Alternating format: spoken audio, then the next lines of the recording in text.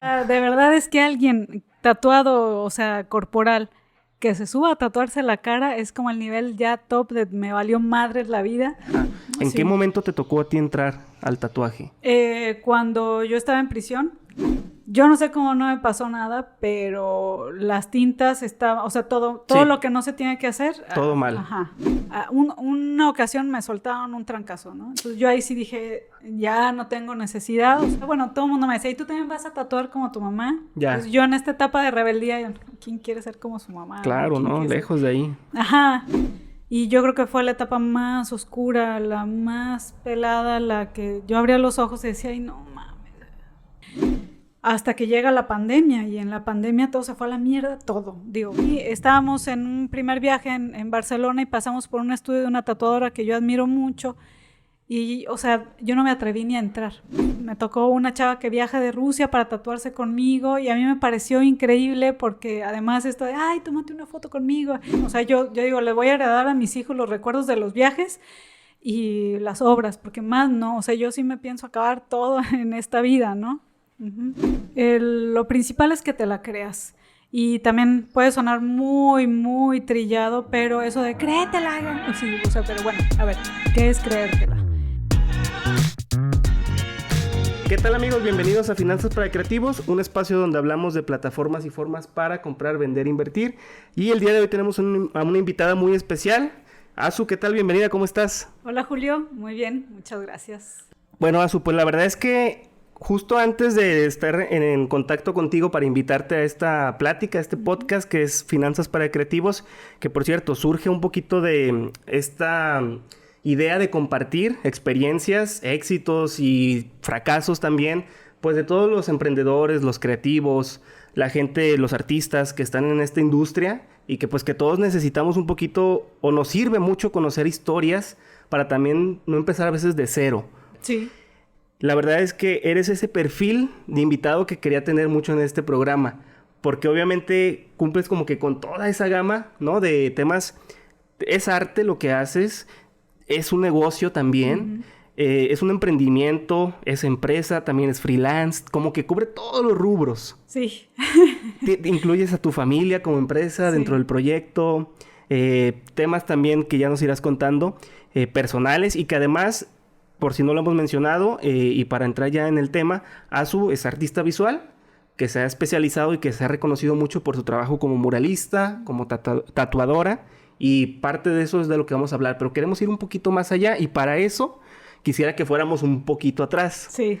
Porque ahorita la ASU del 2022 que tiene agenda ya para Montreal, para Ciudad de México y Cancún, pues es digamos, ya fruto de lo que alguna vez se plantó en el pasado. Entonces, en algún momento, ASU, decidiste estudiar esta carrera de artes visuales. Platícanos un poquito de ese inicio, del por qué estudiar y qué retos encontraste al decidir tú estudiar esta carrera que está muy estigmatizada. Sí, claro, claro. Yo creo que, bueno, también voy un poquito de adelante hacia atrás.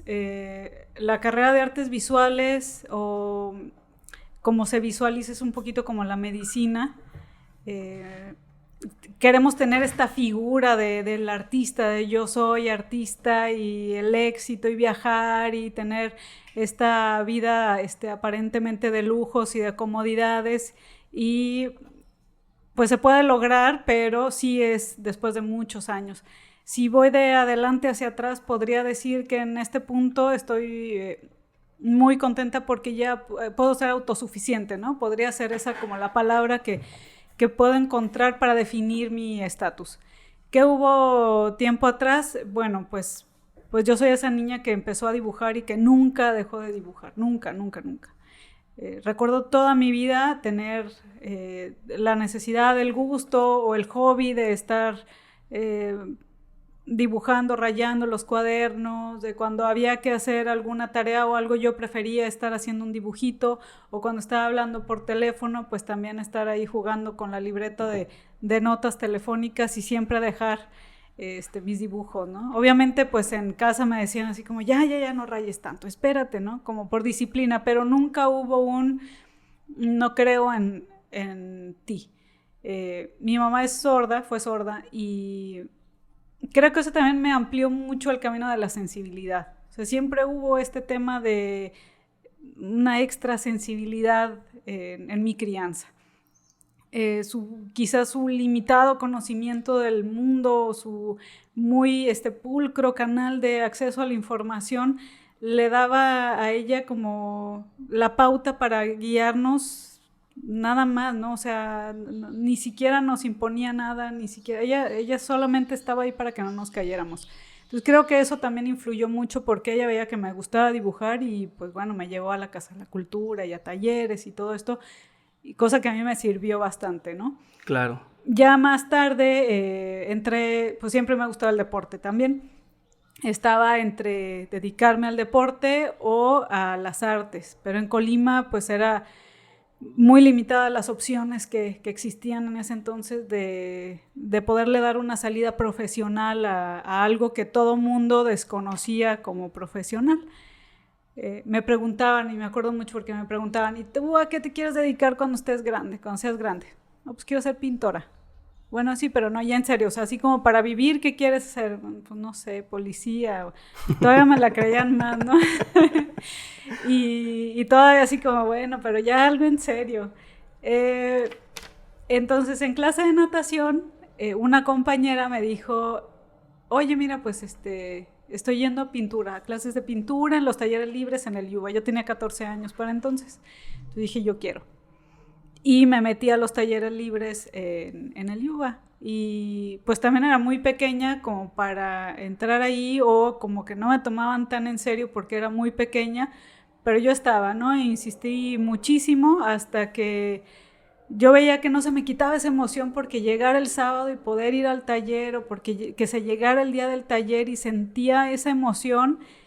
Entonces dije, aquí es, ¿no? O sea, de verdad soy. Que cada vez que me sentaba a dibujar o a pintar, decía, esto es lo que yo quisiera para toda mi vida, de verdad. El olor, las texturas, la pintura, hasta, bueno, siempre hubo personas mucho mayores que yo, pero hasta este ambiente como de complicidad que se arma en un taller, por muy simple que sea, me gustaba mucho. Entonces dije, sí quiero, esto es lo que yo quiero para mi vida. Y bueno, ¿cuántos años tenías ahí? Ahí tenía 14. 14 años. Ajá. Ya. Después ya entró a la prepa, iba muy a la par de las cuestiones artísticas, de las deportivas, y me estorbaba la escuela. Siempre me ha estorbado la escuela. Sí, la escuela y yo nunca fuimos... ¿Son amigos? No. Y dejé la escuela. Me dediqué a nadar y a pintar. Quería ver qué seguía, ¿no? Pues siempre tuve la presión en casa de termina la prepa, y lo que hice fue conocer a alguien y tener un hijo, una hija.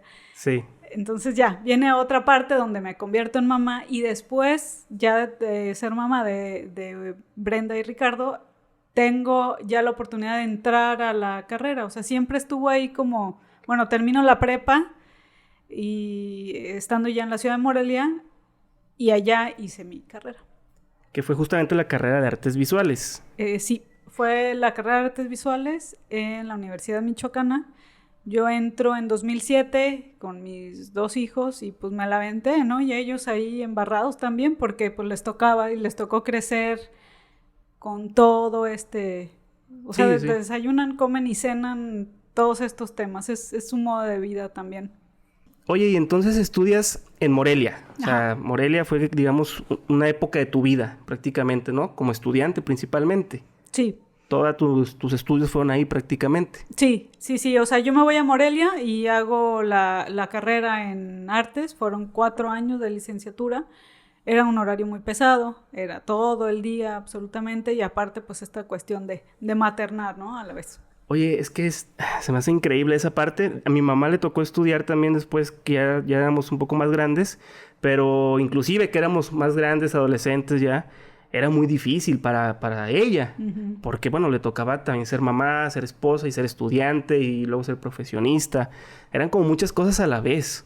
O sea, no me imagino qué tan complicado puede ser o no. No sé, en tu experiencia, si eso se hizo más fácil o difícil, esa carga de hacer todo a la vez. Sí, en cuanto a actividad y a cansancio físico, pues fue mucho, ¿no? Pero me ayudó que era muy joven de edad, o sea, cuando yo entro a la carrera, era 10 años mayor que mis compañeros.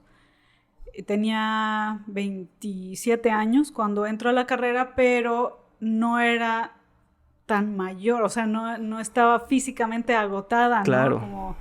Como quizá en la actualidad que dices, es que entrar a una maestría, qué flojera, y todas estas cosas, no. O sea, en ese entonces era, esto es lo que quiero. Y por primera vez en mi vida, me mamaba ir a la escuela, o sea, me levantaba y decía, sí, y esto estando quiero. ahí, volví a sentir aquello que te dije, que era como, es que estoy segura que esto es lo que más me encanta. Y eso también me empujaba a que cada materia la disfrutaba mucho. O sea, yo no tuve bronca en sacar puro 10, ¿no? Y en tener como el reconocimiento de lo que es aquí el Peña Colorada. Sí. Allá es el padre de la patria. Y en tenerlo 2 años y sin bronca, ¿no? Porque de verdad era algo que me fascinaba. Fíjate que eso está interesante porque muchas veces, la gente que no nos gusta la escuela es mucho por lo que, no es la escuela en sí, sino lo que estás estudiando en esa escuela, ¿no? Sí, claro. O los temas, o en su momento en la carrera, mucha gente deja la escuela porque tampoco encuentra la pasión en esa carrera. Y eso también creo que es válido y vale la pena también porque se necesita a veces valor, dejar algo que a veces alguien más te pidió que estudiaras, ¿no? Sí. Que pasa mucho. Sí. O sea, yo estoy totalmente de acuerdo con que puedes empezar las veces que sea, ¿no? De hecho, pues la vida es así, te despiertas cada mañana y aunque se vea muy trillada la frase, pero pues la vida vuelve a iniciar cada día y pues ¿por qué no experimentarlo todo hasta que digas, bueno, lo he encontrado o quizá no lo encontré y mi rumbo era estar, ¿no? Simplemente conocer muchas cosas, muchas vidas, obvio siempre y cuando pues cumplas con las responsabilidades, ¿no? O la vida te dé para cumplir las responsabilidades y después dale, ¿no? Y búscale, viaja, investiga hasta que topes con lo que más, o sea, con lo que cuando te levantes de la cama digas, pues por esto es. Yo lo veo y me acuerdo mucho de una película que decía que los que están en movimiento son los que sobreviven. Y me gusta mucho esa frase porque me hace sentido, porque a veces yo cuando lo he aplicado, estar en movimiento ya sea físico o mental, es decir, estar en otras ciudades, en otras escuelas, en otros proyectos, en otros intereses, como que te permite ir conociendo o generando un panorama de oportunidades que también se generan a partir del buscar, de ese movimiento. Y bueno, mucho de tu historia tiene que ver con este movimiento, porque tú de ciudades has estado en varias y has tenido un camino que te ha presentado diferentes escenarios en tu vida. Hasta ahí terminas la escuela y todavía estás en Morelia. Sí. Termino la escuela y pues tenía varias opciones, ¿no? Me divorcio y tengo como otra vez en este punto de la vida donde vuelves a despertarte y no saber qué hacer, pero no lo veía yo como una derrota, sino como tengo la oportunidad de volver a hacer de mi vida lo que yo quiera, ¿no? Pero ahí, ojo, porque pues ya era responsable de otras 2 personas y tenía que hacerlo lo mejor posible. Y también de hacer valer todo para aquello que yo me había estado preparando. Es decir, no se valía decir, híjole, pues ahora me meto a trabajar en no sé dónde porque no tengo trabajo. Y más, como te digo, viniendo de una carrera creativa, tenía que encontrar el camino sí o sí, y no había opción. Ahí llega el tatuaje a mi vida. El tatuaje corporal, ¿no? Porque el cosmético, pues mi mamá lo hacía, el de cejas, ojos. Sí. Siempre estuve como muy familiarizada con todas las cuestiones manuales, físicas. Entonces, un primo mío me acerca a este mundo, me dice, oye, pues empieza a tatuar. Tienes todo, ¿no? Para crearlo, me manda tintas, me manda máquina, me manda agujas, me enseña a usarlos y empecé en Morelia a hacer los primeros tatuajes. Pero en Morelia hay mucho tema de música y mucha cultura de ese tipo, ¿no? No sé si todavía, no sé si el mundo de los tatuajes también estaba creciendo también en esa ciudad, pero bueno, antes de que nos contestes, dices que te acerca un primo. Este tema del material y del apoyo y de echarte estas porras a lo mejor para que llevaras a cabo la actividad. Muchos de estos aprendizajes también, no sé si te tocó a ti, pero vienen también de YouTube, algunos videos, o cómo aprendes realmente esa parte del tatuaje? Pues bueno, desde pequeña fui autodidacta porque pues Colima, te estoy hablando de 1984, cuando yo tenía 4 o 5 años, y empezaba como esta búsqueda, ¿no? Pues las portadas de los cuentos, las portadas de los discos de vinilo, o sea, yo podía pasarme horas viendo y me atraía mucho y pues no había más información. Y el kinder era lo básico, ¿no? La primaria también era como, sacó 10 en educación artística y en física, pero pues como siempre, o sea, como que eso no importa. Sí. Entonces había muy poco acceso a ese tipo de información. Después me acuerdo que me emocionaba mucho, casa de unos tíos tenían el Reader's Digest, la libretita y el librito de mensual o bimestral, no sé. Pues atrás tenían unos pequeños como fragmentos que dedicaban a ciertos artistas o a manualidades y bueno, a mí me encantaba ir a su casa y hojear estas revistitas y ver esos artículos. Y me acuerdo que me topé con uno de una niña que le decían la pequeña Picasso. Qué chido. Estoy, no sé, hablando del 90 quizá, y yo le pedí todas las revistas y recortaba todos esos artículos y los tenía juntitos en una carpeta. Y me gustaba darle, ¿no? Y verlos y todo. Y aprendí muchísimo porque había técnicas de cómo limpiar los pinceles, de qué era el óleo, acuarela y pequeños ejemplos. Y ahí descubrí que yo podía aprender muchísimo de revistas, ¿no? Después hasta me metí a cursos por correspondencia, de dibujo, de diseño de personajes. Entonces fue como muy...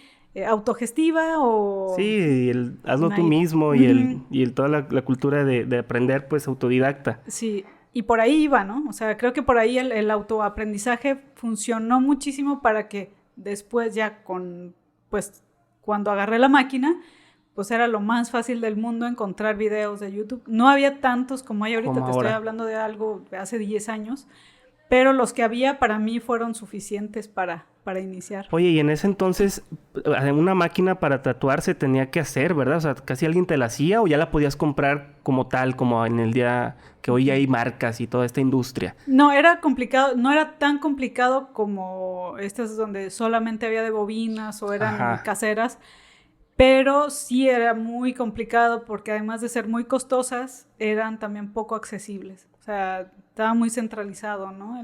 El asunto. Claro. Bueno, pues es que esa parte está bien interesante porque, digo, tú ya traías todo el conocimiento por tu carrera y por todas las actividades que desde niña hacías en el tema del arte y la ilustración y la pintura. Pero, ¿qué tanto es este brinco entre eso, pintar en óleo, en técnicas de diferentes técnicas, pasar al tatuaje? ¿Qué tanta diferencia y qué tan difícil es hacer ese salto de uno a otro? Pues hay pros y contras de cuando estudiaste algo que tenga que ver con lo artístico, dibujo, pintura. O sea, no tanto que tenga que ver un título profesional. Claro. Ese ya es ñoñería aparte que ayuda, pero es más bien cuando ya traes una formación académica, por decirlo así, a cuando no. Los pros y contras serían, un pro es que ya sabes de composición, sabes un poco de técnicas de sombreado, volumen, color, entonces hacer la traducción hacia la piel, o sea, hacia el otro formato de salida, es un poquito más fácil. El contra es que uno ya lo sabe, ¿no? Uno ya lo domina en este formato, en ese sustrato plano, y cuando lo trasladas a la piel, o sea, tu formato se mueve, sangra, le duele, vas contra reloj. Si tú estás haciendo un dibujo, te puedes levantar, ir al baño, salir, comer, llegas y puedes seguirle sin bronca. Pero si estás haciendo un tatuaje, no. Claro. O sea, no lo puedes dejar ahí 3 días, ¿no? Esperándote. Y bueno, las ventajas de no saber o no tener esta disciplina académica y empezar en el tatuaje es que es desde cero sobre la piel, ¿no? Que pues los contras sería que pues aguas porque necesitas también cierta formación para poder soltar la mano, ejercicios, prácticas, 1000 cosas. Totalmente. Fíjate que un músico, José Madero del Grupo Panda, hablaba de eso, pero en el tema de la música. Él dice que él no estudió la carrera como tal de música. él aprendió como autodidacta, pero cree, y muchos músicos también dicen que les funciona a ellos más el haberlo hecho así porque lo hacen como sin estas reglas y no lo hacen tan cuadrado, como que experimentan o que es un tema un poco más intuitivo. Pero obviamente está esa media, ¿no? Que dices, entre no tener idea y quizás regarla, a también esa libertad que te puede dar el no tener como esas bases y poder experimentar o generar sin prejuicios. Ajá, ¿no? sí. Pero está padre los dos perfiles, ¿no? Sí, Y creo que como es un tema, al igual que la música y la pintura y muchas artes, tiene mucho que ver esta parte de expresión o una parte un poquito más intuitiva, ¿no? Que tiene el ser humano a la hora de expresar de alguna forma. Sí, esto se aterrizaría quizá en el área creativa, ¿no? Cuando te piden el diseño de un tatuaje o cuando ya tú tienes un estilo o una propuesta gráfica, eso ya va como mucho más implícito en ese aspecto, porque lo demás, o sea, ya lo técnico, ya ponerlo en la piel, pues sería ya sin mucha práctica, pero también un conocimiento de muchas áreas, ¿no? También que incluyen la salud. Oye, y cuando ya, cambiando el tema ahorita que decías justo de haber entrado al mundo del tatuaje, y te tocó hace unos años atrás, quizás me gustaría saber si ya estaba esta transición donde ya estaba... Sí, a lo que voy en concreto es, si todavía los únicos que se tatuaban eran que los cholos y los que habían salido de la cárcel, ¿estaba este estigma todavía? ¿O ya estaba esta transición que al día de hoy ya prácticamente está cool tatuarse, ¿no? Y ya es muy común y hasta es como el estándar, ¿no? ¿En qué momento te tocó a ti entrar al tatuaje? Cuando yo estaba en prisión. ¡Wow! Esto escaló muy rápido. No. A mí me tocó justo esa etapa, o sea, yo cuando cumplí 18 años, yo corrí a Guadalajara, yo vivía aquí todavía y dije, bueno, ya 18 años libre, ya puedo hacer de mi vida lo que sea, ¿no? Sin consecuencias. Y fui a Guadalajara y me topé con todavía antiguo sistema de tatuar, de que llegas y está en una salita las carpetitas con los diseñitos en físico, no hay nada digital, no hay nada en internet, porque pues no hay internet. Cuando estaban de moda los tribales y todos estos elementos. Ajá, sí, súper ochentero, ¿no? Sí. Los soles así tribalescos, que ahorita por cierto están de moda de nuevo. Están regresando. Entonces, bueno, pues escogí no el que más me gustó, sino el que menos me disgustaba, ¿no? Porque le di como 3 vueltas a la carpeta y pues yo sabiendo dibujar o teniendo pues gusto, pues, ay, me parecían así medio... Pero era lo que había, Era, ¿no? Lo que había. Uh-huh. Y yo quería un tatuaje. Entonces, con una prima nos fuimos ahí a ese estudio y nos tatuamos las dos. Yo no sé cómo no me pasó nada, pero las tintas estaban... O sea, todo lo que no se tiene que hacer... Todo mal. Ajá. Y bueno, pues tengo ahí mi tatuaje súper viejo, que además también me lo ponen aquí a un lado del ombligo y nunca me preguntaron, oye, ¿piensas tener hijos? O sea, se te va, esa parte del cuerpo se cuelga sí o sí, tengas hijos o no, o sea, se va a ver súper culero y nadie te lo dice. Y sucedió, ¿no? De hecho, yo así convenzo a mis clientas que, oye, pues, ¿quieres tener esto? No. Ah, bueno, pues no te lo pongas ahí. De hecho, veía en alguno de los, digamos, requisitos, no requisitos, pero en algunas de los comentarios que hacías para la gente que se quiere tatuar contigo, había ciertas partes del cuerpo que tú haces o que tú recomiendas. ¿Es por razones de este tipo o porque veía que no tatuabas dedos o ciertas partes que, digo, tienden a borrarse también los dedos? Sí. ¿Es por esa razón o cuál es la razón de solo tatuar ciertas partes? Sí, por ejemplo, los dedos y en la planta de los pies, las palmas de las manos, es porque se borra, ¿no? Entonces tú traes un borronón aquí. ¿Quién te lo hizo? Pues a su mala publicidad, sí, te afecta, ¿no? Más. Y la otra es que es muy doloroso, sufren demasiado y tampoco es que a mí me encante hacer sufrir a la gente. O sea, obviamente duele, pero hay zonas donde se tolera mucho más el dolor. Otra de las razones, aparte de también lo estético o lo funcional del tatuaje, es que mis sesiones duran hasta 4 o 6 horas. Entonces, son imagínate largas. En zonas demasiado sensibles, pues sería un sufrir o aventaríamos la sesión a otra sesión más y pues es más costoso. Más doloroso, más costoso, o corremos el riesgo de que la gente diga, ay, me lo dejó inconcluso porque no lo aguanté y es un tatuaje mal terminado, ¿no? O sea... Ya. Yo prefiero sí. que se vayan con el tatuaje Sí. terminado. Me imagino que tuviste alguna experiencia previa que te hizo llegar a estas conclusiones. Tuve 3 muy fuertes, o sea, de verdad le insistí y dije, bueno, a lo mejor soy yo, no es que no deba, o no es Claro. que la clienta o el cliente se movía mucho, no, es que de verdad, una ocasión me soltaron un trancazo, ¿no? Entonces yo ahí sí dije, ya no tengo necesidad, o sea, de verdad es que yo voy a poner mis propias reglas y pues no me importa si no vienen conmigo, es más bien que yo quiero sentirme a gusto haciendo un tatuaje que sé que va a quedar bien y no quiero hacer un tatuaje que vaya a quedar mal porque a lo mejor la clienta o el cliente insistió y no, prefiero que pues yo no meterme en algo con lo que no me sienta cómoda. Wow, o sea, no me imaginaba que habría clientes de ese tipo, Sí. pero seguro hay peores. Pero bueno, como dices tú, ahí duele bonito, ¿no? Duele bonito. Duele Sí. bonito y bueno, ojalá que los clientes también consideren esto para que sea para bien, ¿no? De ellos mismos. Oye, y obviamente en el mundo del tatuaje, cuando ya empiezas tú primero tatuándote, entonces, tú Sí. te entraste de alguna manera como cliente. ¿Tuviste tu etapa? ¿Tuviste varios? ¿Fue el único antes de que empezaras a interesarte? ¿O desde el momento que tuviste el primero, también ya considerabas el tú hacerlo? Pues a mí se me hacía muy chido que mi mamá tatuara, ¿no?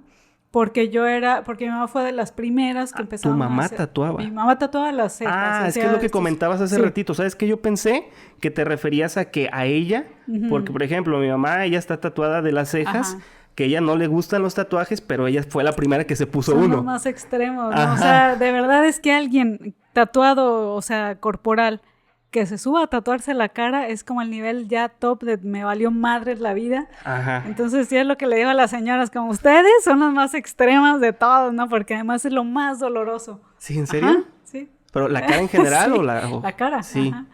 Wow. Entonces sí son las más extremas las mamás. No, pues sí, te digo, mi mamá se tatuó, pero pensé que te referías a que tu mamá también estaba, que le gustaba haberse tatuado la cara, pero por temas, ¿cómo le llamas?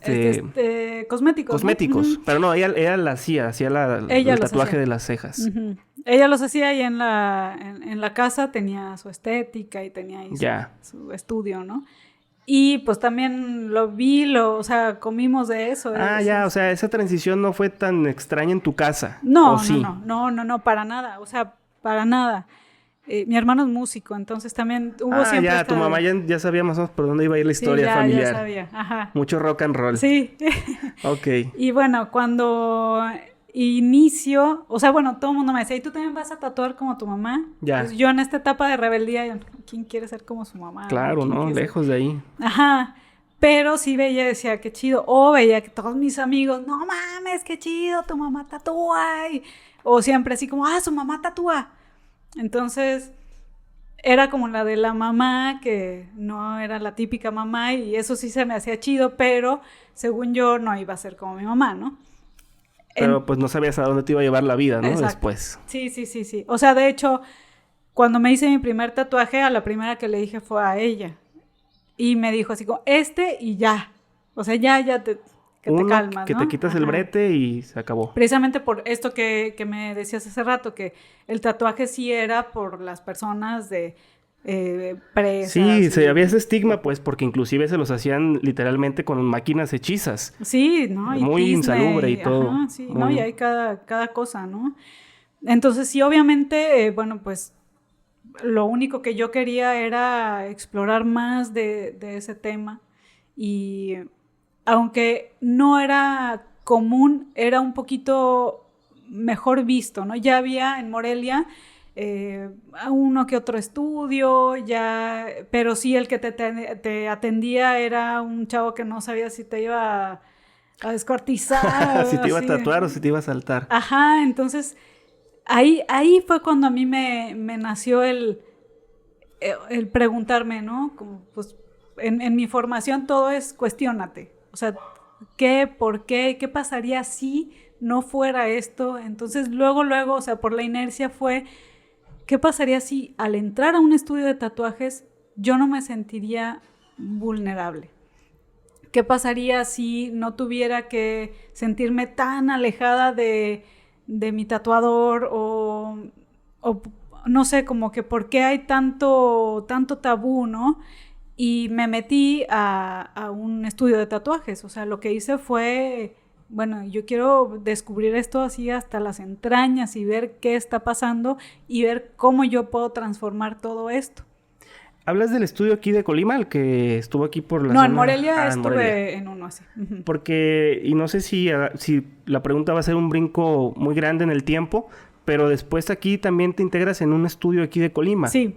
Es más o menos para unir las dos partes, después de esta experiencia en Morelia, más o menos qué año era y en qué momento ya regresas a Colima para empezar aquí otra vez la historia o continuar. ¿Qué En pasó en ese Morelia, inter? el primer contacto con un primer estudio fue por ahí del 2013, cuando yo ya terminé la carrera, me titulo y ahí andaba viendo a ver qué seguía, ¿no? Qué pasos dar. Ya tenía también mi máquina, o sea, yo ya estaba en esta búsqueda del tatuaje.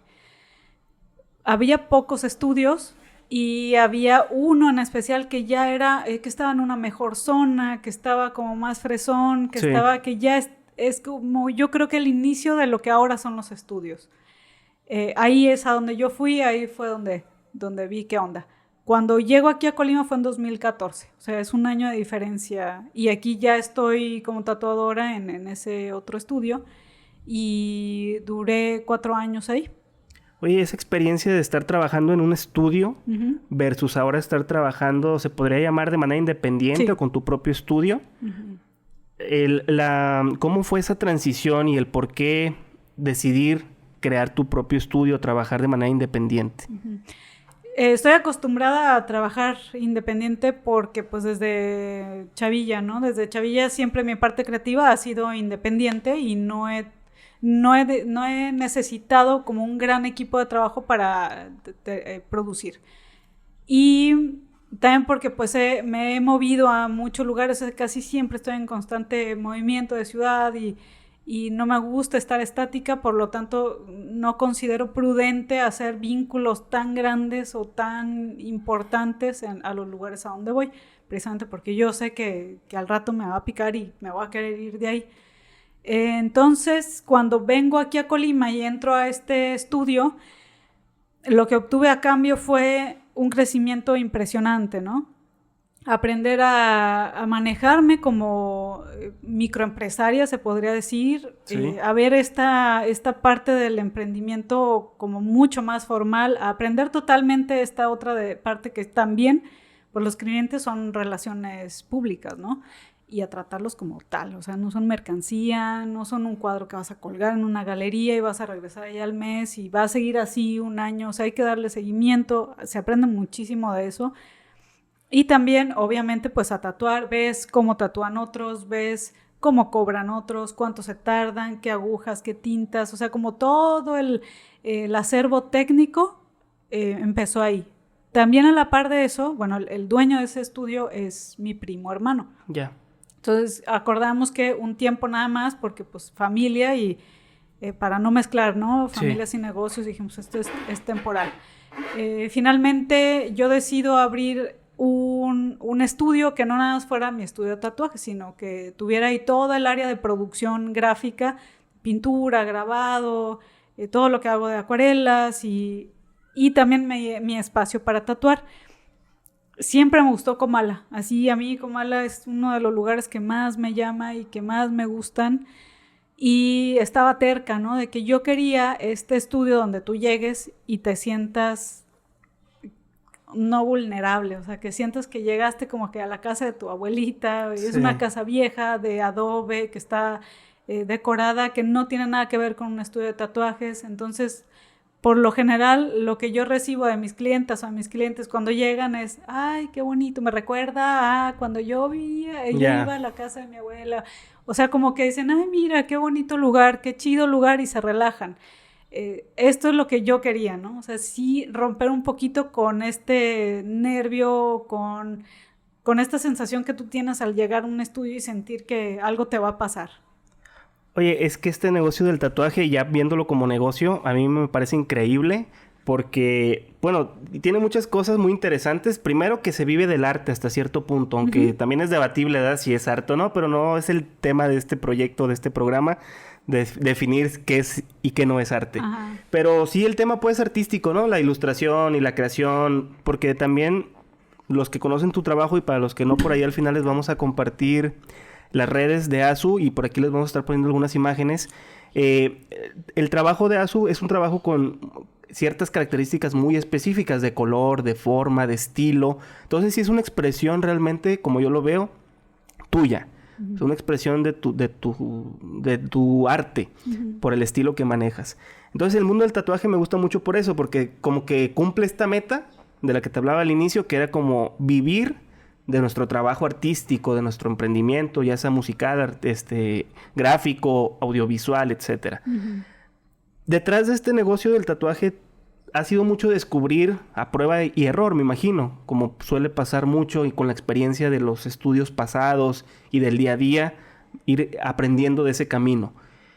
Si tuvieras que empezar de cero, ¿cómo lo harías tú de nuevo en el mundo del tatuaje? Es que no sé, a mí me ha gustado mucho mi trayectoria, o sea, estoy muy orgullosa y satisfecha, me siento muy afortunada que vengo de la era de no redes, de la era de detenerte a buscar en las revistas, ¿no? De irte a la biblioteca de las ciencias a picarle a ver si tienes suerte, a encontrar una computadora con internet y darle mucho valor también al tiempo.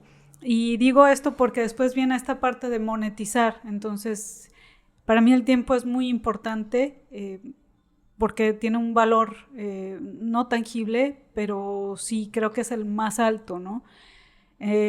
Por lo tanto, esta parte analógica, creo, o así la considero, es lo que me hizo valorar también el tiempo y estos otros factores, a lo mejor no tangibles, que a lo mejor ahorita más adelante hablamos, ¿no? De cuando pongo el precio a algo. Claro. Como son los sueños, como son el tiempo, las como responsabilidades con las metas que tú te pongas. Pero las metas, o sea, ahí está la transición entre lo tangible y lo intangible. Una meta puede ser tangible. Te puedes poner metas a cierto tiempo, entonces ahí ya el tiempo puede ser tangible, etcétera, ¿no? Claro. Pero bueno, cuando inicio pues ya en ganarme la vida pintando, o sea, desde la secundaria, ¿no? Desde la secundaria yo les hacía las tareas a mis compañeros de la clase de biología y les pintaba los hongos y las células y todo. Y yo ahí hacía como el negocio y además me encantaba, era algo que disfrutaba mucho. Cuando me convierto en mamá, o sea, ser mamá, el otro plus que tiene es que te vuelve un ser infinitamente creativo. No sé, que es difícil que a una mamá se le muera de hambre un hijo, ¿no? Y perdón la analogía, pero es que... Sí, increíble, es increíble. Te detona una creatividad y estás al día y estás procesando y estás creando, entonces también creo que he utilizado esta inercia de creatividad para llevarlo a mis intereses, que son también hacia dónde voy a ir yo. Y empecé a pintar caritas en las fiestas cuando mi hija estaba muy pequeña y ahí viene todo este manejo de redes sociales porque ella pues tenía como 5 años más o menos y empezamos a pintar en las fiestas los sábados nada más, ¿no? Porque vi en Querétaro, en un paseo que andábamos ahí, vi a una señora en una plaza que estaba maquillando y dije, no manches, qué buena idea porque pues es para niños, yo tengo niños, creo que es algo que no me desprendería de estar con mis chamacos y pues bueno, tomé un curso con ella, le saqué el curso a huevo, ¿no? O sea, ella muy celosa y yo ahí estuve terca y lo hice. Y estuve varios años pintando a los chiquillos en las fiestas y mi hija, o sea, siempre ha sido como muy proactiva, ¿no? Siempre me ve y ayuda. Y empezó con, te limpio el agüita del pincel, te juego, sí, córrele, ve y a la par que estaba ella al tiro, también estaba al tiro con la piñata después, o sea, la veían y ya nadie la quería juntar porque ya sabían que ella era la primera que acaparaba los dulces en la piñata, o sea, como que ella la volvió muy, muy observadora del entorno. Yeah. Y después decía, oye, a este niño no lo pintes, o sea, ella súper chiquita y me decía, a este niño no lo pintes porque se metió en la fila y... Sí, era como una especie de ahí como manager que organizaba todo el... Así, o sea, así empezó, ¿no? Y para cobrar también ella, a ver, así como, a ver el dinero y lo contaba y te sobran 5 pesos, ¿no? O yo le daba 20 pesos de propina y ella la hacían muy feliz. Y así empezó todo, ¿no? Y hasta la fecha ella es mi manager y ella se encarga absolutamente del manejo de las redes sociales, cosa que pues para mí es un gran beneficio porque es de mi absoluta confianza, pero también ella empezó muy, muy, muy pequeña con todo esto. Desde repartir volantitos hasta observar cómo estaban las tarjetitas de presentación, que en ese entonces era el medio, ¿no? de Sí, distribución, de difusión, perdón, y decía, no, es que mira, ponle aquí así, y juntaba ella de lo que veía, no, hay que hacer las tarjetitas, pero estando en la primaria. Sí, muy, muy chica. Sí, entonces creo que ahí empezó como este negocio familiar, ¿no? Que a la fecha sigue siendo un negocio así, familiar. Sí, o sea, estamos ella y yo, ella maneja las redes, ella es la quien, como el primer filtro, ¿no? Recibe los correos, las solicitudes o los formularios, también cuando hay algún contacto con alguna empresa para algún trabajo o murales, pues siempre ella es el primer filtro. Oye, Azu, pero ya profundizando en el tema del negocio del tatuaje, ¿actualmente ese sería tu principal fuente de ingresos, dirías? Sí. El tema, porque haces murales, haces obra, tienes diferentes soportes o formatos para expresar tus ideas, pero quizás el tatuaje es el principal, ¿dirías? Sí, yo les digo siempre a mis hijos, ¿no? O a mis alumnos, nunca suelten una liana si no tienen agarrada otra. Cuando me independicé, yo cuando me divorcié y todo esto, siempre supe que no debía de tener solamente una fuente de ingreso, o sea, que hay que tener varias. Y dije, a ver, ¿qué pasaría si yo fuera alguien que no tuviera nada que ver con lo artístico? Entonces invertí mi lana en unas máquinas de construcción y dije, si lo artístico no da, esto da. Y entonces, y después empecé a dar clase y ya tenía así como muy repartido todo, mi manera de recibir dinero. Era una chinga porque pues tienes que estar en todo y además en todo tienes que estar bien, si no, pues una cosa va a no funcionar como debe de ser y te puede drenar demasiada energía más de lo que pues ya costaba. Y poco a poco me he ido desprendiendo porque finalmente todo eso era para alimentar lo que yo en verdad quería hacer, que era tatuar y que era ilustrar y pintar murales y todo eso. Entonces... ¿Quién te enseña o por qué te da esa forma de ver las cosas y de buscar esta otra liana y de diversificarte? ¿Por qué crees que lo hiciste? No sé, quizá por la experiencia, ¿no? De la vida te acomoda tus putacitos ahí para que te des cuenta de las cosas. Porque es que esa es una de las cosas también por las que nace este proyecto Finanzas para Creativos, porque a mí me preocupa mucho y lo vi en mí y lo quiero comunicar y quiero ver cómo puedo llegar a comunicar esta idea entre cada episodio, que es el futuro. Porque ese futuro como que no lo piensas hasta que ya sientes en algún punto de tu vida que ya viene. O sea, que el tiempo pasa y que la vida no se detiene. Y entonces ir pensando en ese futuro a mí me hizo tomar acción y empezar a diversificar, ver que si no estuviera haciendo lo que estoy haciendo ahorita, por razones de salud, por razones personales, por 1000 razones, ¿qué podría estar haciendo aparte? Que si el día de mañana pasara algo, tuviera otro caminito a dónde transitar. Y a mí eso me hizo un cortocircuito en la cabeza hace 3 años. Y no sé por qué tampoco. Solo la vida, esos momentos oscuros como que te hacen ahí un cortocircuito. Porque todo esto viene mucho de la oscuridad también. Sí. De momentos difíciles y de momentos de incertidumbre que se viven a veces. No sé si te tocó a lo mejor también algún momento así que... Sí, obviamente, ¿no? Obviamente. Cuando me fui de Morelia, estuve un tiempo en Phoenix y yo creo que fue la etapa más oscura, la más pelada, la que yo abría los ojos y decía, ay, no mames, vamos otra vez, ¿no? Sí. Pero llevaba mi máquina, entonces, pues, también vivía en una zona donde todo era ilegal y tatuaba por las noches ya que mis hijos estaban dormidos. O sea, era como un empezar desde cero. Desde cero. Ahí también dije, bueno, no le tengo que apostar todo a esto todavía, ¿no? O sea, tengo que hacer algo que a la par vaya fortaleciendo sin que me robe por completo todo el tiempo. Y cuando regreso a Colima, o cuando llego a Colima en el 2014, pues empiezo a trabajar en la universidad ya como maestra. y pues también tenía lo de mis máquinas de construcción. Entonces yo decía, bueno, pues está bien chido porque si una cosa no da, la otra da y así, ¿no? Hasta que llega la pandemia, y en la pandemia todo se fue a la mierda, todo. Digo, me imagino que es el caso de muchísimos, pero ni las máquinas, ni... espera, yo ya tenía así como...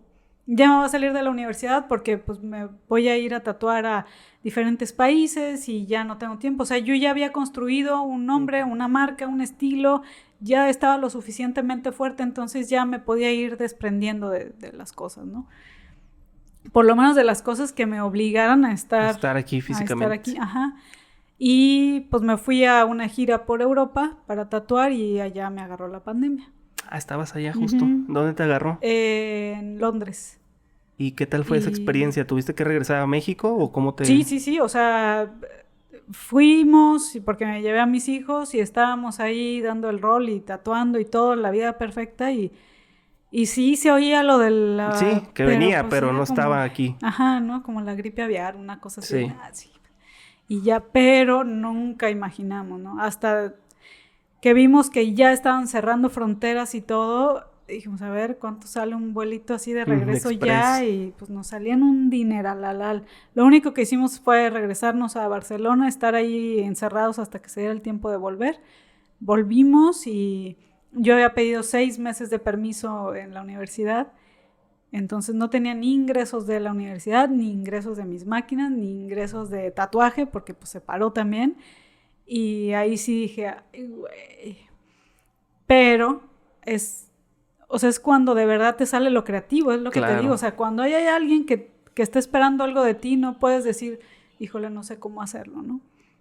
Entonces empecé con los de los murales, empezó a crecer, o sea, fue un monstruo que además abrió otro portal enorme y que ahora es también algo que se volvió muy importante en mis ingresos y que me permitió soltar lo de las máquinas, lo de la universidad y dedicarme 100% a esto.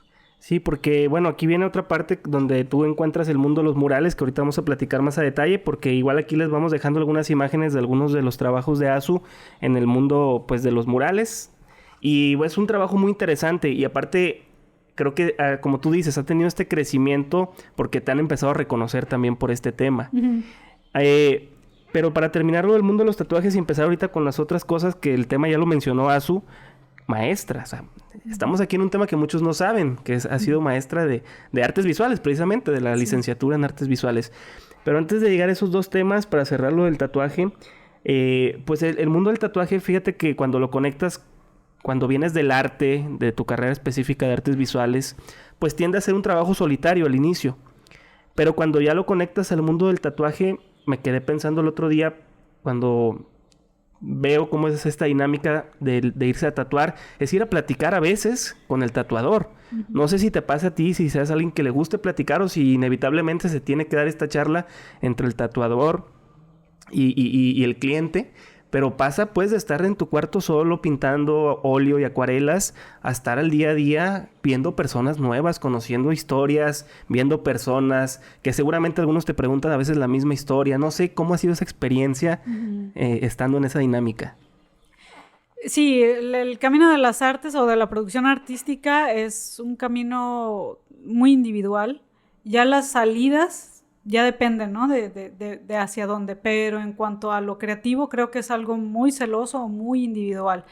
Y me gusta esta parte, ¿no? Porque es una parte demasiado personal y demasiado auténtico, lo encuentro muy honesto, muy sincero, al menos de mi parte, o de los creativos a los que me he acercado y creo que por ahí vamos. A mí me costó mucho trabajo porque yo era de esas personas que no podía hablar en público, no podía expresar nada de lo que yo sintiera de una manera fluida. Si me estaban viendo, escuchando, grabando, fotografiándose, me trababa. Y el empezar a dar clase creo que me ayudó muchísimo a ya soltarme, a relajar y a dar paso pues, a lo que seguía. Finalmente, para tatuar es el contacto físico y es una cercanía muy, muy, muy corta con el cliente, o sea, lo estás tocando, ¿no? Sí. Y además estás modificándole el cuerpo permanentemente y es inevitable no tener algún tipo de comunicación. Sí. Hay trabajos, por ejemplo, los realismos, que necesitas estar concentrado 100%, ¿no? Ahí sí, cero diálogo. Creo que eso vendría antes, cuando se platica la idea, donde se coloca y todo. Yo lo que hago es decir, perdóname si no platicamos, estoy muy concentrada, ¿no? Ya. Yeah. Y hay otros tatuajes que son mucho más orgánicos o donde ya estoy rellenando de color y empezamos a platicar, a veces hasta suelto la máquina un ratito y nos carcajeamos o he terminado haciendo amistades muy, muy grandes y muy chidas por el tatuaje. Entonces sí varía el platicar. La dinámica. ¿No? Sí. Oye, y justo lo acabas de decir, has hecho amistades porque muchos de los clientes tienden a ser recurrentes. El tatuaje es algo que se puede consumir o comprar en N cantidad de ocasiones. Sí. Gente que va hasta hacerse una manga completa o que al paso de los años empieza a ir periódicamente. Uh-huh. Eso también ayuda al negocio, porque es un negocio que se puede ser recurrente. Sí. No es de una sola vez o puede no ser. Entonces, ya para terminar el tema del negocio, ¿qué recomendarías para la gente que quiere iniciar o qué te ha servido a ti? Ya hablamos un poquito de las redes. ¿Qué otra cosa podrías agregar que a ti te ha funcionado, que en tu experiencia ha sido parte de este crecimiento? También depende de en qué momento de la vida se encuentre, ¿no? Hace poco me escribió una señora que es de mi edad, me dice, oye, mira, yo también tengo tu edad y estoy iniciando a tatuar, pues qué chido, dale, ¿no? O sea, ver videos, acercarte a un estudio, eso sería bien. Ahora, si eres un chavo que tiene todavía un futuro por delante, creo que sí es muy importante tomar cursos de dibujo, de composición, estructura anatómica, cursos de enfermería, de cómo funciona la piel, así lo más básico, ¿no? ¿Qué es lo que está sucediendo cuando estás haciendo un tatuaje?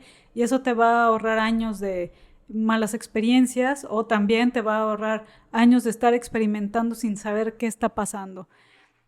Yo creo que sería aquí, así como el punto A. El punto B y el C, pues ya depende del contexto. Ahorita lo chido de la vida es que pues todo lo que queramos saber lo podemos saber estando ahí en el baño, ¿no? Ahí en el celular y ya te das cuenta, ves 2, 3 videos y más o menos te das idea y vámonos, tú sabes si lo quieres o no. Pero antes sí era un poquito más complicado el acceso a todo este tipo de información o de autogestión. Pero ahorita puedes aprender a cobrar o sabes cómo cobra alguien más en el mismo día, ya te enteraste de todo. Creo que sí sería muy conveniente que investiguen lo más que puedan del tema que les apetece, ¿no? Si a lo mejor ya están tatuando y quieren aprender a utilizar color, pues muchísima teoría del color y observar los procesos de tatuadores que hagan color o también de artistas que hagan, no sé, pintura al óleo o acuarela, que es mucho más parecido a tatuar. En cuanto a la superposición de capas, ¿no? Me refiero. Entonces creo que sí es bueno no nada más enfocarte a tatuar, sino cuestionarte todo lo que hay alrededor y ser muy curioso, investigarlo todo. Oye, al final del podcast ya vamos a cerrar con la parte de cómo cobrar, cómo vender y cómo invertir. Entonces, para que los que les interese un poquito del mundo del tatú, al final no se lo pierdan, no dejen de escuchar este episodio, porque vamos a cerrar con algunas recomendaciones, no solo del tatuaje, sino en general, pero son 3 preguntas que siempre hacemos al final del episodio, para los que estén interesados y están escuchando esto porque les interesa también entrar al mundo del tatuaje como tatuadores, también por ahí Azu nos va a compartir su experiencia en este mundo. Pasamos a 2 cosas que, para ir cerrando, a mí yo no tenía idea y me di cuenta y fue lo primero que te pregunté cuando nos conocimos, el día que te invité a esta charla, que era que si tú dabas clases. Sí. Porque algo me hizo ver en ti, en la manera que hablabas, porque estabas frente a un grupo que tenías como que ese acercamiento hacia la docencia, hacia ser maestra. Maestra de artes visuales, platícanos un poquito esa experiencia que te ha dado conectarte pues con estudiantes, enseñar, compartir. ¿Cómo ha sido eso para ti en tu vida en general? Cuando salgo de la carrera yo salí con esta energía, ¿no? Con esta euforia de que me encantó todo lo que aprendí, que sentí que me transformó para siempre, o sea, que para mí fue la mejor carrera del mundo, en la mejor escuela del mundo, o sea, para mí fue una experiencia totalmente enriquecedora y lo único que yo quería era compartirlo. Se me da la oportunidad de entrar aquí a la licenciatura de Artes Visuales como maestra de gráfica, que era además en lo que yo me había especializado, en dibujo y estampa, que es gráfica, y pues fue lo mejor que me pudo haber pasado en ese momento, porque además de darme una estabilidad económica que mucho me hacía falta, también te va dando un prestigio, te va dando un nombre, que esto lo vamos a ver más tarde en la monetización, ¿no? De un trabajo. También me abría el panorama, que fue algo que hablamos hace ratito, de esta onda de que te levantas y que sabes que puedes hacer más dinero en otro lugar, pero te mueve, ¿no? O cuando estás impartiendo clase frente a grupo, también te estás escuchando tanto todas las pendejadas como todo lo que sí sabes, y te vuelves a replantear alguna fórmula que quizá ya no esté funcionando, o escuchas ideas y entonces vuelves a alimentar. Es una manera de pertenecer al medio en la actualidad, pero también de aprender de lo que tú ya aprendiste. Es una retroalimentación enorme, es muy, muy bonita. Quiero decir que la Universidad de Colima es un excelente patrón, al menos para mí, yo así lo percibí. No sé, o sea, puedo hablar todo el tiempo bien de ser docente, y sobre todo en algo que considero que es mi fuerte. O sea, yo sí podía llegar y hablar horas y horas y horas de algo que a mí me enriqueció mucho y que me apasiona. Entonces creo que sí era como esta necesidad de compartir todo lo que yo sabía y de generar, no sé, entre a lo mejor 15 alumnos, que quizá 2 les germinara, ¿no? Esa semilla, y que después, o sea, voltear y ver que también ellos están haciendo escuela, no manches, pues sería muy fabuloso, y creo que pues está pasando, porque ya va una generación, dos generaciones desde que yo entré, pues que salen, y que me tocó ser asesora de tesis, y pues súper chido, ¿no? Sí, fíjate que me di a la tarea de investigar y caí con algunos exalumnos tuyos, y muchos me llegaron a comentar que era la razón principal, pues, por la que habían inclusive entrado a la carrera, o que habían disfrutado más la escuela, pues haber tenido, con todo respeto a todos los maestros, que seguramente todos tienen, los alumnos tienen a sus favoritos, como los maestros también tienen a sus alumnos favoritos, pero parece que marcaste a más de uno en esa época o en esa temporada que estuviste, porque por ahí también otros viajes y otros cambios de vida, que ya nos platicarás ahorita para dónde va ese camino. El tema, inclusive estudiaste un par de maestrías, creo, por ahí, ¿no? Me imagino que a raíz de eso también siguió la inquietud y la capacitación. Sí, creo que todo el tiempo ha sido esta inercia de ser autodidacta, o de estar en constante aprendizaje. O sea, yo siento que hasta el último día de mi vida voy a estar buscando un aprendizaje, ya sea por observación o por pláticas, un libro, algún taller. O sea, siempre estoy como en cursitos o investigando. Digo que ser creativo también es ser muy observador, y es ser muy curioso, y es ser... no conformarte con lo que ya tienes, sino cuestionarte y volverle a dar un giro, y este giro te va a abrir otros portales para donde te tienes que meter y encontrarte cosas que hay que investigar. Entonces sí, las maestrías me abrieron también muchas oportunidades de conocimiento, y también de áreas que yo quería explorar. Por ejemplo, la de arte contemporáneo, pues creo que es algo que te alimenta mucho como artista, porque también abarca las cuestiones de los museos, qué pasa con los museos en la actualidad, también es cómo cobrar formalmente ya cuando tú manejas tu propia obra, o cuando manejas la obra de terceros, esta onda de la museografía y toda esta estructura muy sólida y válida. Y la de educación artística, bueno, pues porque estaba como docente, entonces creía muy conveniente hacer esa maestría, y la verdad es que la disfruté muchísimo. Increíble. Oye, ahorita que mencionas el tema me recordó un poquito el tema de las galerías, cuando hablabas de cómo cobrar siendo tú artista o un tercero. ¿Qué opinas tú de las galerías? O sea, ¿cómo está este tema? Tú que estás más metida en el tema artístico, ¿lo ves como algo bueno? ¿Crees que puede ser algún problema en algún momento? Pues siempre el costo de un intermediario es relativo. es muy bueno tener un intermediario en algún punto de tu vida, ¿no? De tu carrera, porque te va a ahorrar mucha chamba. Cuando tú vas a cotizar tu trabajo, cotizas incluso la chamba del intermediario, entonces no tendría por qué pesarte. Al contrario, bueno, pues mientras más gente viva de esto, mejor. A mí me preguntan mucho, hablando de esto, oye, ¿ya viste fulana que te está copiando? ¿Ya viste aquí este artista que estás...? Uh-huh. Mira, mientras más gente viva de esto, mejor. Y todos utilizamos referencias de alguien en algún momento, pero pues si no utilizas esa referencia para catapultarte a algo más, pues te vas a quedar ahí, ¿no?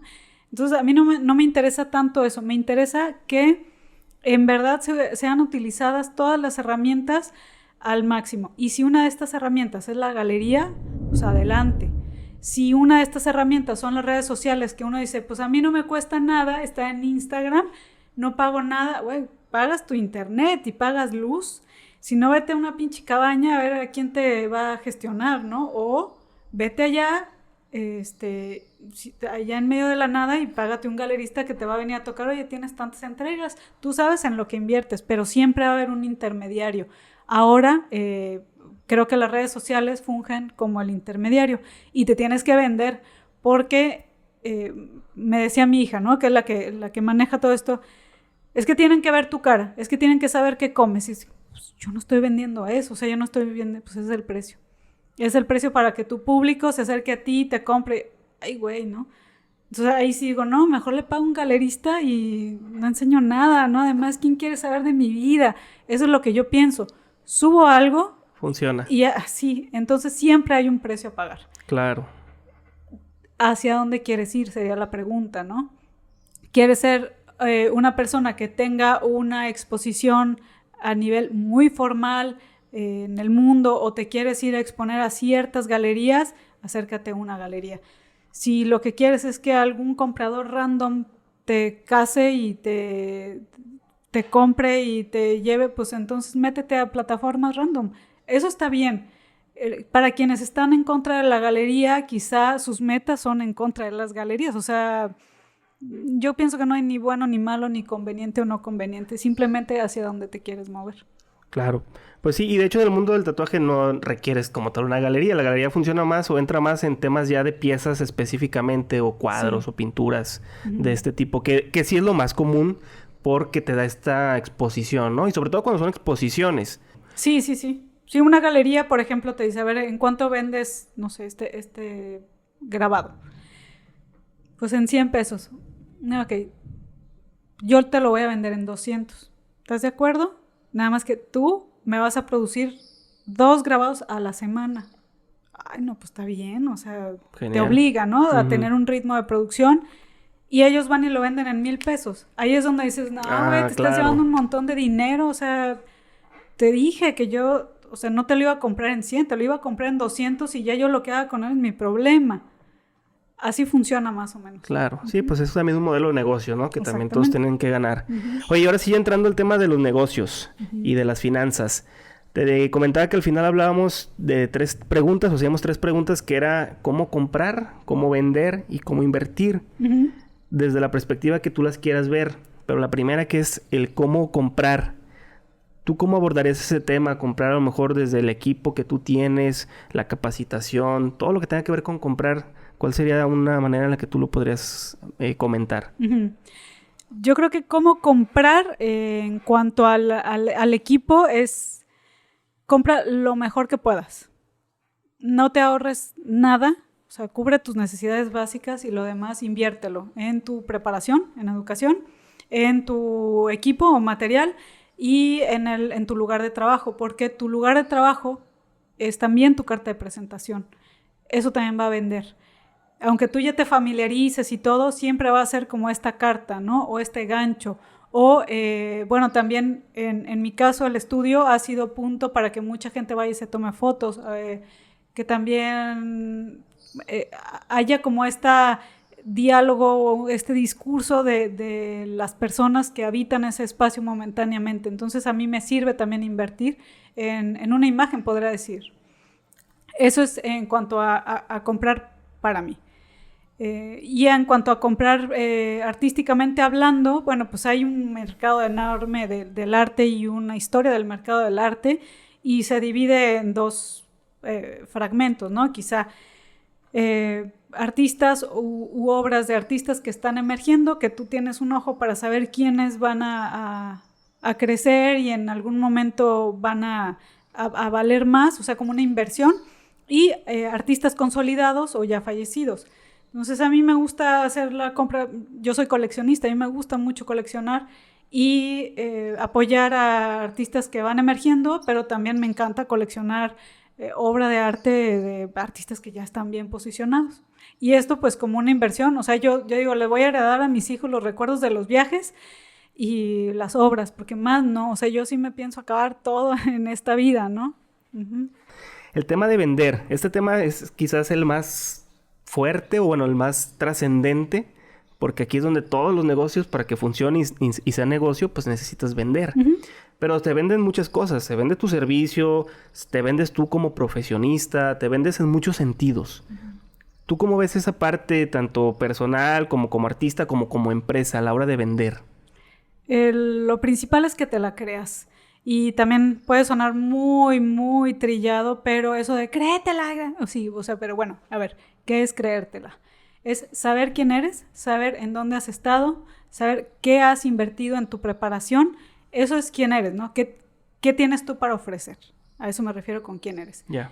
¿Qué tienes para dar?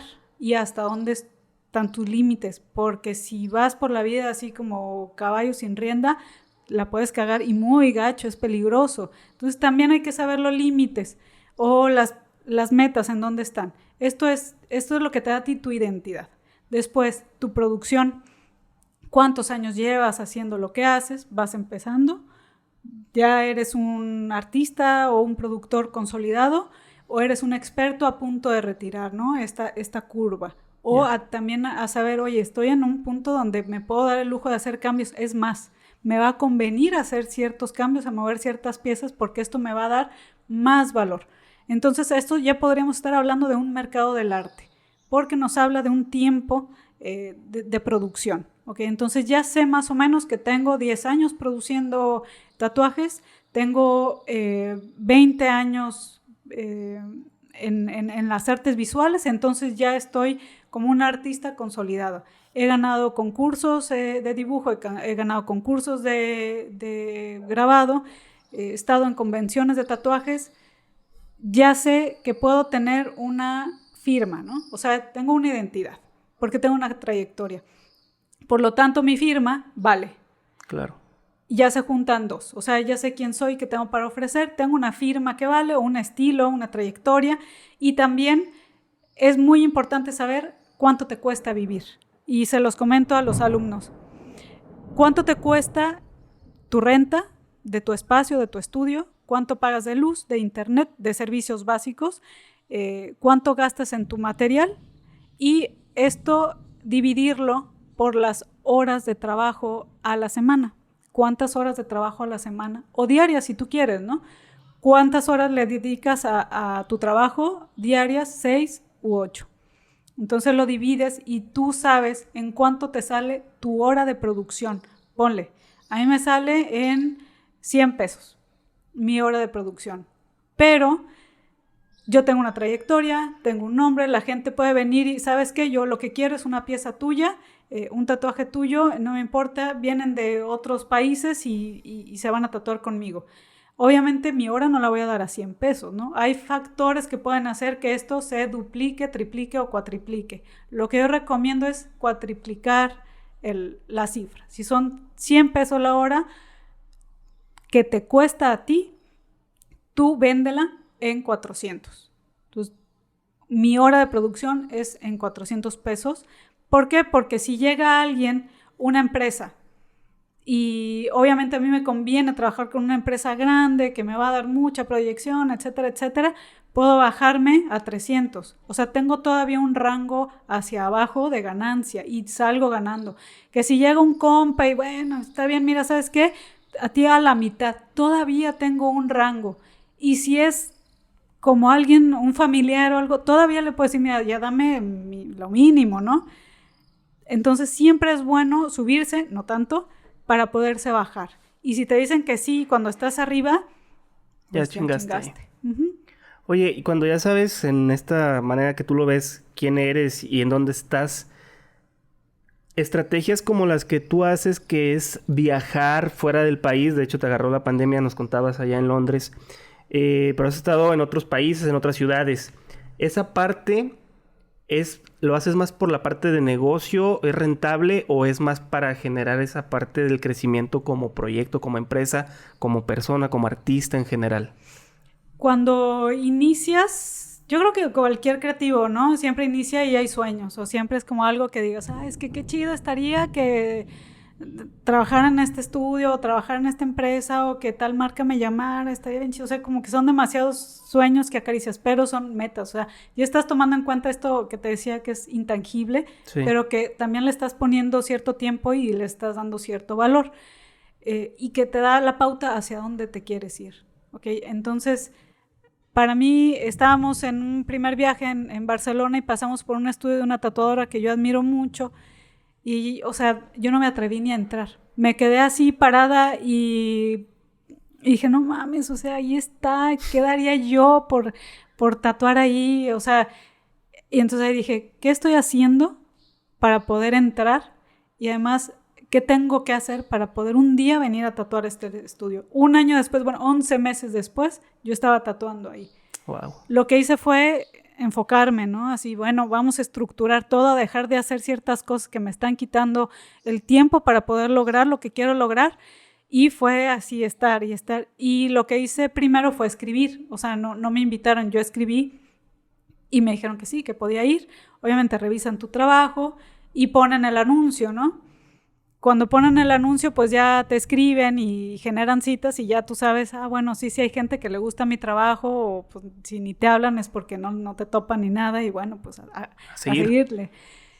Pues se llenó, ¿no? O sea, se llenó la agenda y hay gente, me tocó una chava que viaja de Rusia para tatuarse conmigo y a mí me pareció increíble porque además esto de, tómate una foto conmigo. O sea, para mí era, güey, no sé dónde estoy, y era un sueño increíble. Obviamente había muchísimo camino todavía más que recorrer, muchas cosas que revisar, muchos factores como que perfeccionar. Pero bueno, pues así se dio la primera vez que salí y fue más como un deseo que yo tenía y a partir de ahí fue que me empezaron a invitar a otros estudios. Es también como a mí me gusta viajar con mis hijos, a dónde queremos ir, ¿no? Esto es una parte muy chida de ser profesional, digo, en lo que hagas, pero también ser profesional de un trabajo que te permite estar en movimiento. No tener estas raíces. Y bueno, ahora es qué parte del mundo quiero conocer y allá. Ahí te enfocas. Uh-huh. Está súper chido. Sí.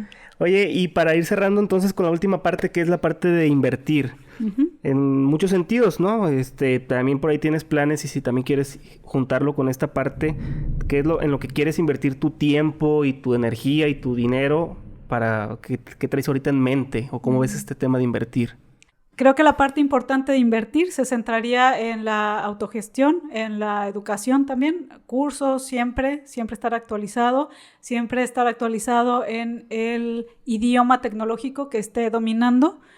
Si yo no muevo las redes sociales personalmente, mayormente, sí invertir en alguien que sí lo haga, un buen contador, un buen abogado, un buen lugar, un ambiente que sea seguro, ¿no? Creo que serían las mayores inversiones. De ahí podrían devenir más cosas, o sea, pequeños placeres o hobbies que tengas, pues adelante. Creo que también eso es muy importante.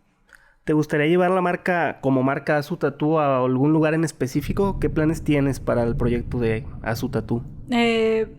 Bueno, ahora se ha vuelto un monstruo el tema de los murales y me gusta mucho que el sustrato me diga hacia dónde vamos, ¿no? A veces tengo planes y la vida me da estas vueltas enormes y me dicen, por ahí no era. Entonces ya aprendí a tener metas y sueños, trabajar sobre eso, pero a que también la vida me sorprenda y me lleve a nuevos rumbos. Como marca, obviamente, pues me gustaría producir lo más que se pueda. Quizá en este momento, aparte de los tatuajes, pues sí sería murales, ilustraciones o prendas. algo de gráfica expandida, ¿no? Que la gráfica esté en todos lados y te la puedas topar, que sí sea más de la calle y de la gente que en cuestiones más cerradas o individuales, porque pues creo que, y siempre lo he dicho, pues la gráfica es democrática y me gusta mucho que la gente haga uso de ella. Excelente, Azu. Pues no sé si quieres cerrar con algún tema o algún comentario final. Al final también ahorita compartimos tus redes. Uh-huh. Algo que quisieras dejar, que traigas últimamente en la cabeza. Algo para cerrar nada más. Híjole, no se me ocurre algo de... Oye, yo sí tengo una última pregunta antes de que te nos vayas. Si consideras a lo mejor... porque bueno, aquí como tatuadora tú eres una especie de freelance hasta cierto punto y eres tú la imagen. ¿Cuál sería el siguiente paso como empresa para dar ese brinco y no depender nada más de tu trabajo? ¿Lo has considerado? ¿Es una posibilidad dentro del proyecto? No sé si eso lo has pensado alguna vez. Esa es una pregunta creo que muy, muy importante y que pocas personas me hacen y que creo que está muy bien que venga de alguien que le ha dado vueltas, ¿no? Al asunto también, me imagino que te sucede. Yo si me levanto un día puedo producir y me voy a trabajar, produzco, pero si me levanto un día y no voy a trabajar, nadie viene y, oye, toma las regalías, ¿no? Quizá entonces la siguiente meta podría ser generar una especie de esquema de negocio que pueda generar algo sin que yo tenga que estar 100% ahí. Claro. Uh-huh. Sí, es que esa es la meta y quizás ideal para no depender a veces de nuestras habilidades y de nuestro tiempo y de nuestra salud, que luego por ahí no sabemos mañana en qué situación estemos. Claro. Pero bueno, para compartir, los que quieran seguir el trabajo de Azu, quieran por ahí hacer agenda con Azu, que quieran ver cualquier tema relacionado a contacto, ¿en qué redes te podemos encontrar y cómo? Sí, en Facebook o en Instagram, azu.tatu o Azu Tatu Colima en el Facebook. Ahí es el primer contacto o contacto@azutatu.com por correo. También ahí estamos al pendiente todo el tiempo. Pues con eso cerramos este episodio del día de hoy. Muchas gracias Azu por acompañarnos. Estamos muy, muy emocionados de poder ya estrenar próximamente este episodio, para que por ahí la gente ya que por ahí sabía que ibas a estar aquí con nosotros, pues estaban muy emocionados también de poder escuchar después esta plática. Así que te agradezco mucho por el tiempo, por la experiencia que nos comentas y que compartes con todos. Y pues nos vemos en la próxima. Nos vemos en la próxima, Julio. Gracias. Muchas gracias, Azu.